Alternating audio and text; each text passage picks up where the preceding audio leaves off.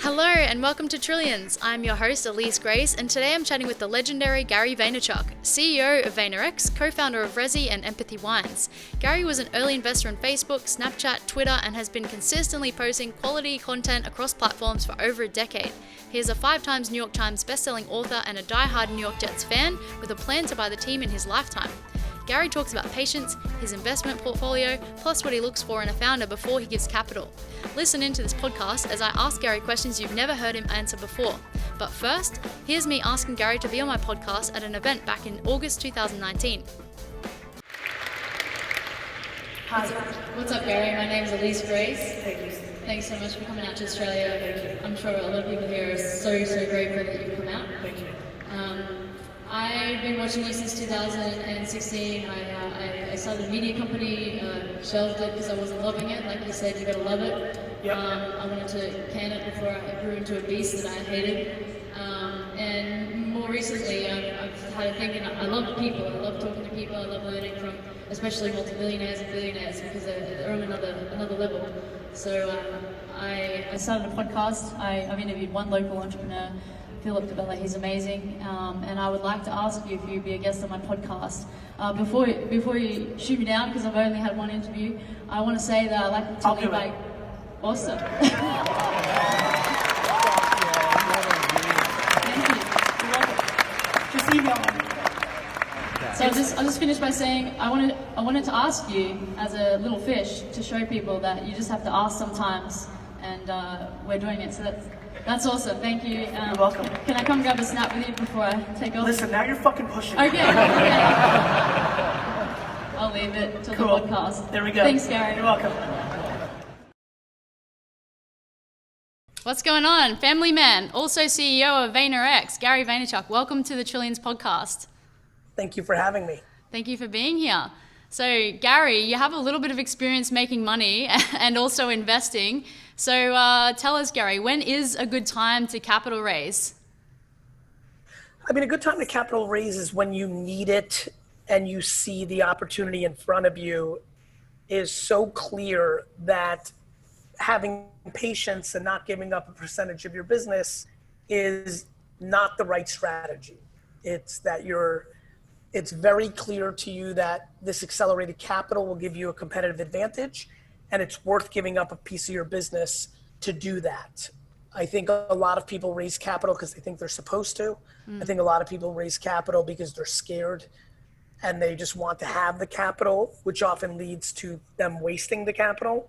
I think the time for capital is for acceleration when it's obvious. And so that's how I see it. Okay, cool. And so is there any type of calculation that you do when you invest into a company? Yeah, I think the calculation is quant and qual. On the qual side is, do I believe in this person's ability to drive this to success? And then the quant is, do I think that the cost of this company is of value to me if and when they transact or go public or blah, blah, blah. So yeah, it's do I believe in the person? And do I think the price is fair? And a lot of times I'll think the person's right, but the price is way too expensive because everything's overvalued a little bit these days. And then there's other times where I think the deal is good, but the person who's driving it has no shot. Okay, so it's really important to have the right type of person at the head of a company, driving the growth and driving the business forward, yeah? Oh, way more than people talk about. Okay. So much. And what are those traits that you look for in somebody before you invest in them? These days, because I'm trying to mitigate risk, I'm looking for somebody who's done it before so I don't have to guess. Yeah. There's so many fake entrepreneurs and operators. It's so hard. So I'm definitely looking for experience more than ever. I'm very fond of somebody who's done it once before.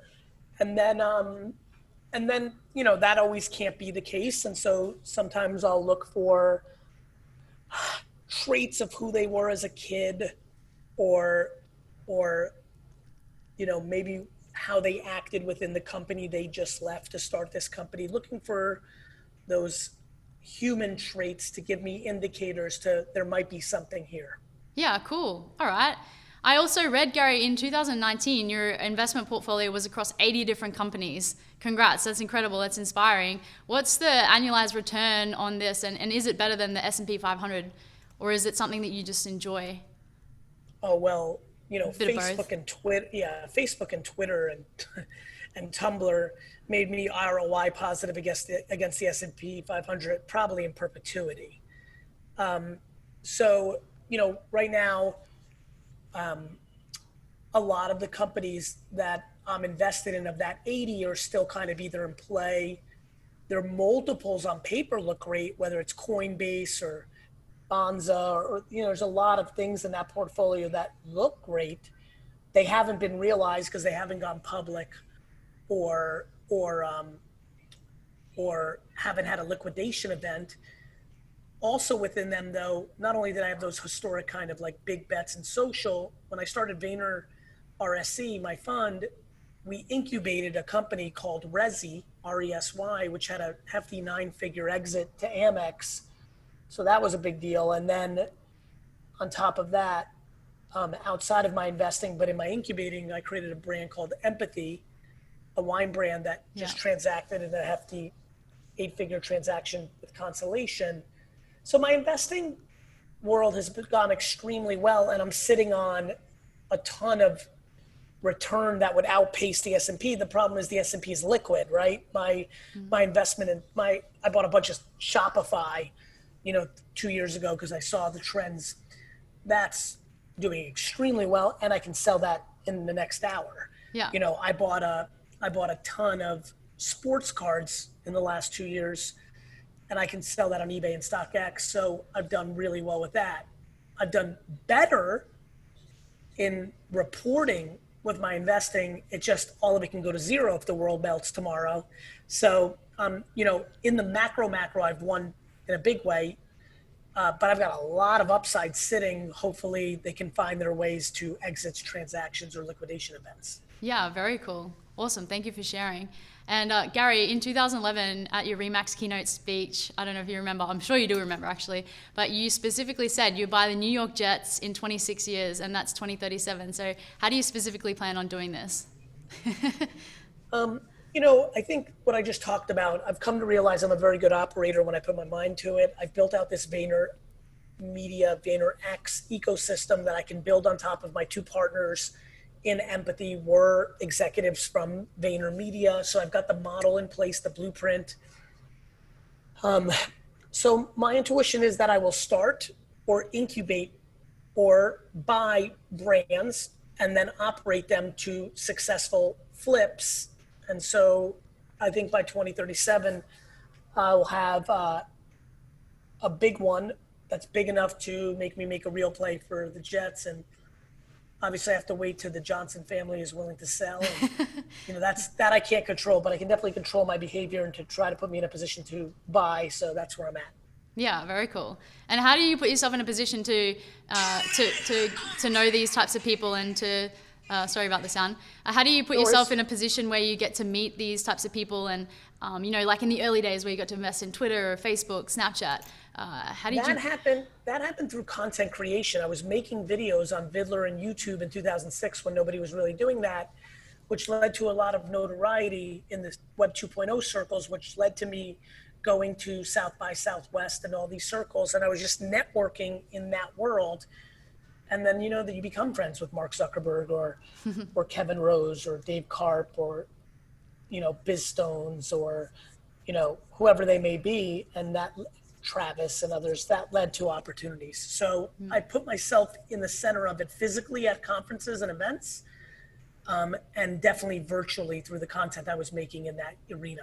Yeah. So it sounds like you constantly preach about produce content. So it's not even just about putting your name out there. It's also about getting noticed by the companies and then being given these opportunities. So, man, it sounds like... And I had the right or smart at the time too. Content is the gateway, but what that content is the variable of the opportunity. Yeah, that's what it sounds like, which is really cool. So what other opportunities have come from you putting out content? Like what's the next major opportunity that you've had? Brand deals? One more time. I want to make sure I understand that question. One more time, I apologize. So what's another opportunity that you can, so putting content out there, people know you is an opportunity. You get to meet founders of companies in the early days when you're being consistent on these platforms. What's one more opportunity that you've had from being consistent on social media? Meaningful relationships, you know, the ability to look back fondly on moments in my life and seeing if I was right, wrong, or indifferent. But I think it's been the biggest gateway to human relationships, whether that's being friends with an athlete that I admire, whether that's being able to hire an executive that's made my mission more successful, whether that's been, you know, introduced to people who've changed my perspective or educated me on situations. You know, to me, content creation is oxygen. Yeah. Yeah, 100%. Okay, cool. I like to flip the interview for one question, Gary. So ask me anything. Let's Oh, I let's like switch it that. up. That's good. In your journey of becoming aware with me, what was the biggest thing that changed from what you first thought I was about, the first time you ever saw me, or the first time you ever had a thought on me, to what you think now? When I first clued onto you, I think it was 2015, 2016, and you were super personal. I think back then, because perhaps your profile was a little smaller. I think 1 million or maybe a little even less than that. And you were snapping people back, and you had the time for that. But now you've got a team creating content, and your stories are a lot of pre-created content that's been shared to promote it on your stories. But I miss the Gary V snapping himself walking to the plane, you know, or Gary who's at the airport lounge. So bring that back. Like I really miss It's personal funny stuff. you said that. I agree. And you know where I've been doing it? I've been doing that more on my texting platform, one-on-one, even more personal. But to your point, Yeah. that's a great call. And I'm looking forward to that, especially because I've had this COVID time where I haven't been able to do any of it. I'm definitely excited to add that element. Yeah, cool. I'm excited for it too. I tried your texting, but in Australia we can't text the US. It doesn't work. So we miss you, Gary. Bring even just 1 or 2 snaps a day, you know, on your to make it more personal. I will do that. I miss that element. So yeah. I will bring it. Thank you. Cool. And thank you for having me on. No worries. Just I think we've got 7 more minutes. Yeah. So Go ahead. Let's rock and roll. Yeah. So when you look for money, you get rich. When you look for legacy, you change the game. That's one of your quotes. So what's the legacy you plan to leave before you die, once you die? My biggest hope is that everybody realizes I was a man on a mission to give more than he asked for in return. That's really important to me. I really, really want to be that guy. I like being that guy. And that's my legacy. Gave more than he took. Yeah, cool. And how do you have a measurement for that? Do you have some way of making sure that you're giving more than you take? How do you quantify that? I quantify it through daily action. For example, this, right? Yeah. You know, I said I would do it. It takes time with my chaos, but here we are. You know, there's a lot going on right now. I've got a lot of things that I need to address. And, you know, this 20 minutes on my calendar, if I'm being audited by people, makes no fucking sense. Yeah. You know, it doesn't. On the flip side, it makes all the sense in the world, because I know that for you, this interview allows you to get so many more interviews, so much more awareness. And that excites me. That makes me feel nice. You earned it. And it's an example of me giving. Yeah, 100%. And I really appreciate your time. Thank you.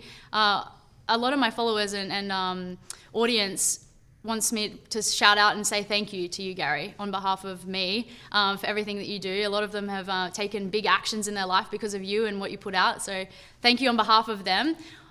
They also want to know about some of your failures. I know you don't believe in failure, neither do I. Like, everything is a learning experience. But in the last, say, month, what has been some things that have happened that have really challenged you, so that people know a bit about what goes on behind the scenes? It's a great question. Last month, I want to give you a really good answer. You know, right now I've made a lot of executive maneuvers, always have and always do. You're promoting, you're hiring, and there's clearly 1, 2, 3 people that have grossly underperformed in comparison to what I pushed for against other people's opinions, and I'm going to have to take on that loss.